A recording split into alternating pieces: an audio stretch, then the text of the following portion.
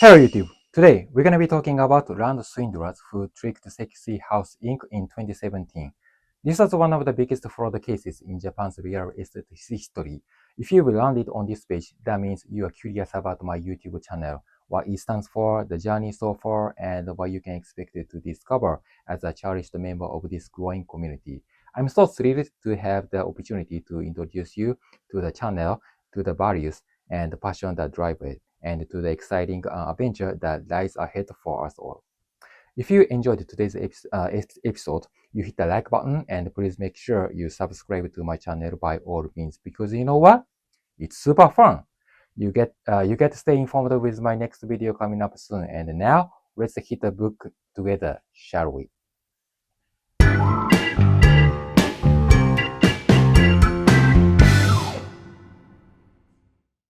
A land swindler is a person or group who engaged in fraudulent schemes involving land or real estate. Typically, they try to cheat people out of money, property rights, or ownership by using deceptions. Some common dishonest patterns are basically to sell the land that they actually do not own, inflate land value with lies, forge titles, or double sales. It means to sell the same land to the multiple buyers, and most importantly, illegal seizures or squatting. This is going to be the main topic that I want to discover with you today. Technically, if I just put an attempt in these simple words, perhaps I could say taking over someone's land and then trying to sell it or rent it. We break down the complex topics into simple ways and help you to better understand what happened in Japan's real estate market, okay? In short, land swindler is a real estate scammer who profits by tricking others through fake or misleading land deals. Sekisui House was one of the Japan's largest real estate developers, but they became the victim of a land swindler in 2017. It was like a 7 year ago incident, but this incident was fully filmized. It was made into a movie this year. I call it Sekisui House land fraud case. But what happened in this movie is the gang of Jimenshi, called land swindler in Japanese, posted as the owner of the highly valuable plot of land. They used the forged documents, a fake ID, and imposters pretending to be the real landowners. Eventually, Sekisui House was completely tricked into believing the property was legitimately for sale. The company paid around 5.5 billion Japanese yen for purchase, which was worth around 56 million US dollar at the exchange rate. After the money was transferred, the fraud was exposed. Actually, the land was never theirs to sell. Oh man. Actually, that happened. Can you believe it? The scandal embarrassed Sekisui House because they were criticized for failing to perform due diligence despite a major real estate developer. They lost their faith. Their reputation was completely corrupted. Several members of the scam groups were later arrested, but not all of the stolen money was returned to Sekisui House. What a bummer. Well, apparently people might say Sekisui House sucks. They got scammed so easily, or something like they are such a dumb or so stupid developer, but is it really so? I really wonder if it's too easy to trick one of the largest real estate developers like Sekisui House, who run their big land business for many decades. How the hell a gang of Jimenshi tricks such loyal customers as Sekisui House? Let me go into how Jimenshi usually operates in Japan and why they are so difficult to catch, okay? They specialize in land fraud, of course, and often they target expensive properties in Tokyo. They impersonate a landowner, recruit someone to act as a property owner, use stolen or forged ID, family registered, and the stamps, or something like that. In the Sekisui House case here, they hired a woman to play the role of the true landowner's widow. Forged document, fake real estate registration certificates, that's called the Toki Kyohon, and sales contracts. And they hired a network of specialists and stuff like that.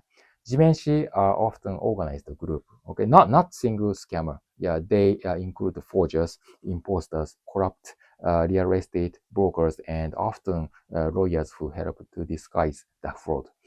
Those scammers are usually tend to target those who are vulnerable, less informed, or overly trusting when it comes to the real estate deals. Let's say if you are an old person with little real estate experiences, or like you inherit but you don't know how to manage the proper procedure for checking ownership records or tax issues like that, you are then most likely to be the targeted. Personally, I'm too greedy and overly optimistic investors. I can be lured into a fake development schemes or promised unrealistic returns. If you are one of those who that are the same with my personality, essentially the land swindlers prey on trust, ignorance, or desperation. Basically, the beginning of the whole fraud scheme was they approached a Sekisui House claiming to be selling vulnerable land quickly in Shinagawa district in Tokyo. The fake owner met Sekisui House executives and they showed false identification and signed a sales contract. Sekisui House shortly transferred 5.5 billion Japanese yen as a deposit and payment before verifying ownership at the registry. They discovered the fraud at the Registry Affair Bureau, but it was too late. All of a sudden those scammers disappeared in no time. Like, they are gone. Why did it happen? In the first round, okay, Sekisui House wanted the land so badly because they are afraid that someone else, like their competitor, might have acquired the land with the real owner in advance. Sekisui House was afraid of that. So they rushed to secure the land because of its value and the competitions. If they lose the competition, that means they lose the big business opportunities. The biggest mistake here was they didn't really carefully confirm real owner's identity at the registry before paying. Okay, yeah. After the scandal went public, Sex's executives looked so poor and screamed like, "Oh my god!" They called the police for investigation right away, but not all the amount was returned to Sekisui House after all. Only a small portion was recovered, but it seems most of the money had already been split and went hidden overseas. Usually, when they get a big land deal, they have to go through a civil approval request by the upper directors, but the CEO of 60 House skipped it because he rushed to finalize the deal. Yeah, he wanted to gain the land so badly. Approved request takes a lot of time, like at least a few weeks, until each of the request is approved by those up directors. But the CEO didn't want to wait. They put too much speed of pressure on urgent need, like if you miss it, it's gonna be too late. Yeah, something like that. Then the CEO made the final decisions without all approvals. The land swindlers are very good at creating urgency. Their technique is so high that even professionals are fooled. Once funds are moved through multiple bank accounts, shell companies, or overseas remittance to make tracing difficult. Jimenshi is so to speak a group of professional schemers on land. They were organized themselves like their division of roles and tactics. From the top of the organization, leader designs the entire fraud plan, choose the target land, recruit specialists, and manage distribution of the stolen money. These steps are quite intricate. I mean, manipulated. Yeah, Japan's real estate industry pushed for a stricter background check and better fraud prevention guideline after the incident, of course. If you intend to buy land in Japan or somewhere in the world, make sure be aware scammers are everywhere behind you. You skip the steps when you feel pressured or excited about a valuable property. You have to be then careful.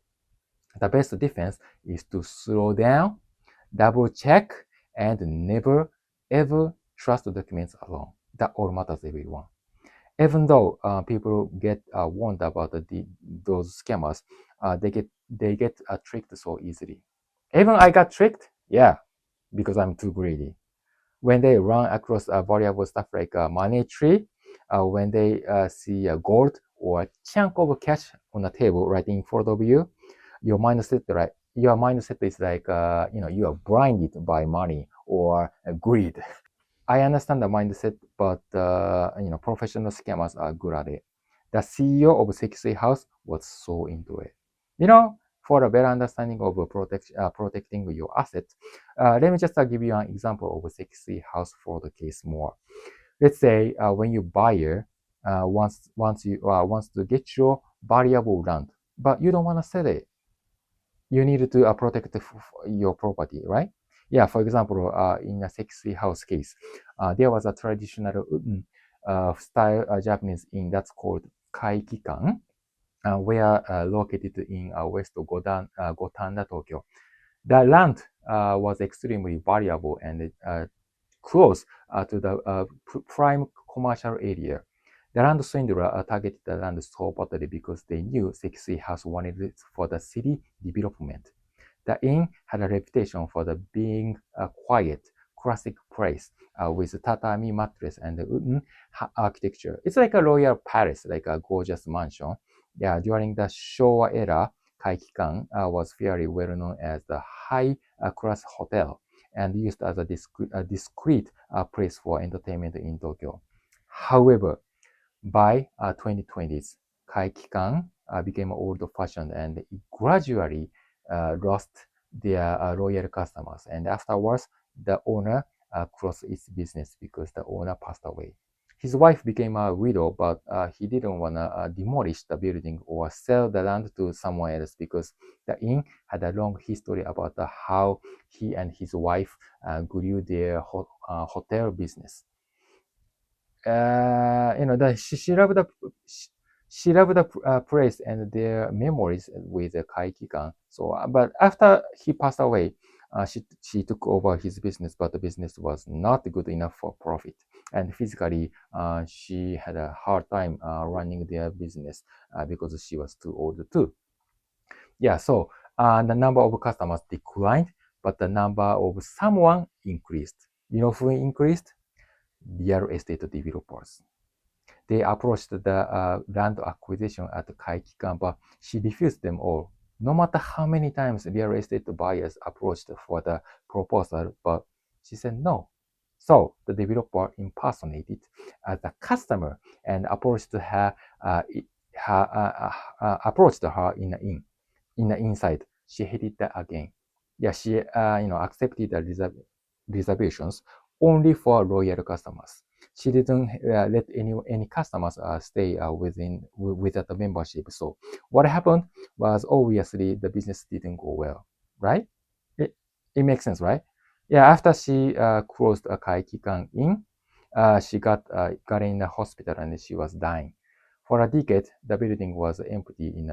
And in the meantime, scammers targeted the land at Kaikikan. Jimenshi was waiting for this big opportunity, like a duck aiming for prey.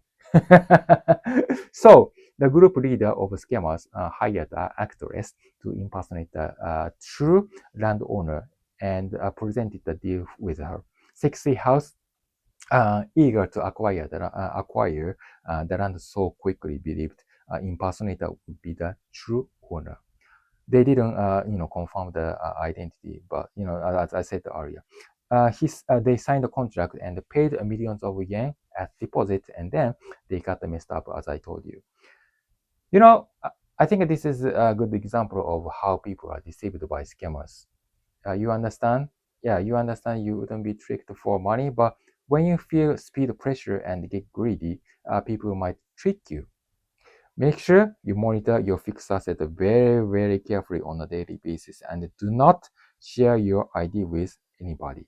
That's the first step you might want to be a checkout. Okay, folks. Today we have learned, why land fraud happens and how swindlers organize themselves and how to protect yourself when buying property. If you find this useful, hit the subscribe for more insights. If you want to know more about this, let me know in a comment.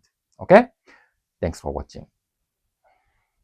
Hey, thanks for watching my YouTube channel. If you find my video useful, please don't forget to subscribe for more updates. I really wish you to stay tuned and stay connected to my community. It's all free, and if you put a comment down below, I reply you back ASAP. Once again, thanks for watching, and I'll see you in the next session.